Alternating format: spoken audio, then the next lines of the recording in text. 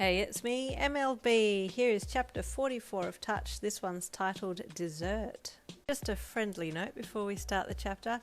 This one in the original book has a scene, an adult scene, so I have cut that out and I have faded my voice out as it starts and faded back in to continue on the chapter after it's finished.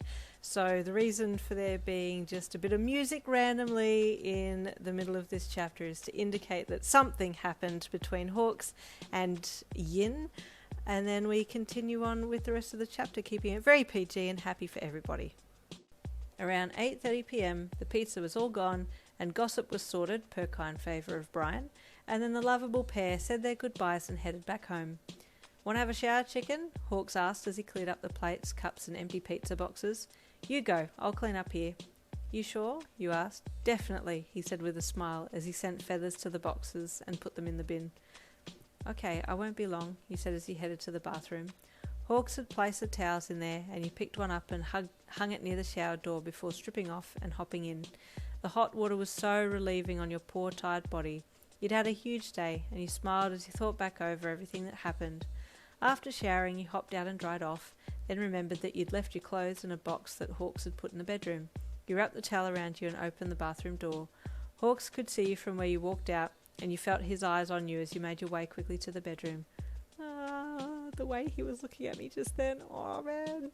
You found your pyjamas and quickly put them on, then flopped backwards onto the bed. "I'm just having a quick shower, baby. I'll be out in a sec," Hawks called from the bathroom. "Okay," you called back from where you lay on the bed. It was a little cold, so you got up and found the blankets and put them on the bed, despite knowing that you'd be sleeping under Hawks' wing that night. Your cheeks heated up when you thought about Hawks and how he had kept saying that the two of you were going to get busy that night that you'd moved in. And tonight was the night.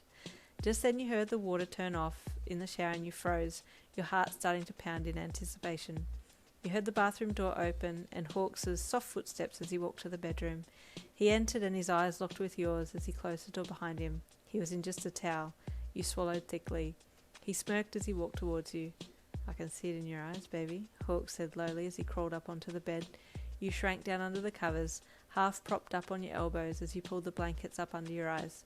"Should I tell you what's going to happen tonight?" he asked in his rich voice as he reached for the blanket and pulled it down just low enough to kiss your lips. Your eyes fluttered shut and he swiped his tongue along your bottom lip, asking for entrance.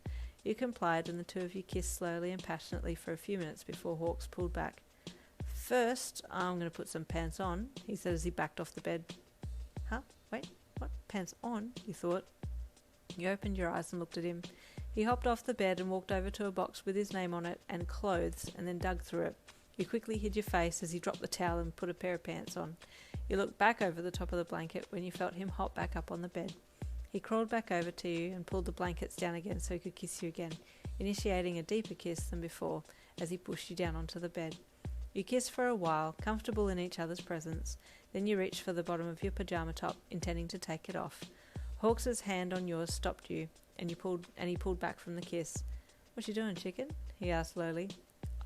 I'm taking my top off because we're gonna..." "Oh, I should have warned you earlier, baby," Hawks said as he leaned in and ghosted his lips over yours. "When I said I'd have you coming all night long," he whispered as he bit into your bottom lip gently, then released, "I meant all night long. I take my time," he said as he kissed along your jaw to your ear. "When you get to test drive a Lamborghini, they don't just hand the keys over, do they?" "No," you said softly. "That's right, baby," he said in a raspy voice. "They go through all the stats first, really get you excited about how good the ride's going to be," he said as he nibbled his way around your ear and rolled your head to the side so it could leave a trail of hickeys down your neck. "So I'm going to make you beg for it," he said as he sunk his teeth into the side of your neck. You were blushing profusely already and sucked a breath in sharply as he bit down firmly, but not enough to hurt. He pulled the blankets down a little further, exposing the top half of your body, and ran his hands along your arms, then gripped your wrists and dragged your arms up above your head to pin them there, leaning up above you to kiss along your arms. The two of you lay there, sweating and taking ragged breaths in, utterly exhausted from your extended session. He reached an arm out and dragged you towards himself, pulling your back against his torso. "Was that okay, baby?" he asked softly as he kissed the nape of your neck. I hope I didn't go overboard." "No, that was mind-blowing," you sighed, as expected of the number 2 hero. You flatter me, he chuckled. You rolled over and snuggled your sweaty torso against his, kissing his hot lips as you reached your face up to his. I love you, baby, he whispered once he had pulled back from the kiss. I love you more, Key, you whispered back. Key. Haven't heard that name in years, he whispered sadly. My mum used to call me Key all the time. You nuzzled into his chest as he pulled you closer. How long has it been since you saw your parents? You asked softly. Oh, I've lost count of the years, he replied sadly. I was only like 7 when I left. Was that when you went into the government training program? You asked as Hawks rolled onto his back and pulled you onto his chest. Yeah, he said. Our family didn't have much. Dad had some bad habits, he said in a soft voice, obviously reliving it all. I'm sorry, he said empathetically. Don't be chicken. If I hadn't been on this path in life, I may never have met you, he said with a smile as he lifted your chin so he could kiss your lips again, and you looked into his eyes. He stared deeply into yours for a few seconds before kissing you one last time. You're so beautiful, he breathed. You smiled bashfully. I never know how to reply when people compliment me. I'm just awkward. You don't have to say anything, just let me look at you, he said as he kissed you again. Was the government program horrible? You asked gently, changing subjects quickly. You had been quietly curious about what had happened during those years of training. He nodded silently. Yeah, I watched my best friend die, he said bluntly, and your eyes shot open.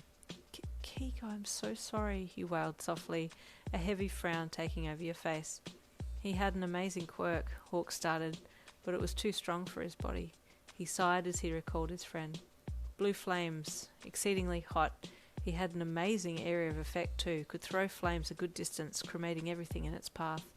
You moved your head to kiss his chest, and he kissed the top of your head, then lay his head back on the pillow and sighed as you put your head down on his chest and let him stroke your hair. And there ends chapter 44. Stay tuned for chapter 45.